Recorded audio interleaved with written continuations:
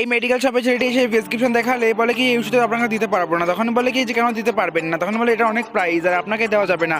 বলে কি তোমার কি মনে হয় আমি কি গরিব? তখন বলে কি ঠিক আছে দেওয়া দিয়েছে। তখন বলে যত কথা না বলি দাও, আমি যত টাকা হোক আমি ওষুধটা নিয়ে নেবো। তখনই ওষুধটা দিলে সে টাকাটা মিটিয়ে সেখান থেকে দোকান থেকে বেরিয়ে যায় এবং দোকান থেকে বেরিয়ে তার গার্লফ্রেন্ড বলে তুমি এটা না আনলেও পারতে, এই ওষুধটাতে আমাদের কোনো কাজ নেই। তখন ছেলেটি বলে কি দেখো আমি এটা কি করি। তখন এটা ছেলের সঙ্গে দেখা হয়, বলে কি দেখো ভাই এটা আমি আমার বন্ধুর কাছ থেকে কিনে নিয়ে এসেছি দোকান থেকে অনেক কমে, আর তুমি চাইলে এটা নিতে পারো। তখন বলে ওষুধটা বলে কি এটাই তো আমি খুঁজছিলাম, আমার অনেক আমার মায়ের খুব শরীর খারাপ, তোমার ওষুধটা লাগবেই। তখন বলে কি ঠিক আছে তুমি আমাকে 150 টাকা দিয়ে ওষুধটা নিয়ে যেতে পারো। তখন ছেলেটি বলে কি ঠিক আছে আপনাকে যে কী বলে ধন্যবাদ যে আমি জানি, তাই বলে কি যে ঠিক আছে তাহলে 150 টাকা দিচ্ছি, 150 টাকা দিয়ে আমাকে দিয়ে দিন। তখনই সে চলে যায়। তখন গার্লফ্রেন্ড বলে তুমি কী করলে এত টাকা দিয়ে ওষুধ তুমি 150 টাকা মাত্র দিয়ে দিলে। তখন বলে কি ওর মার অনেক শরীর খারাপ।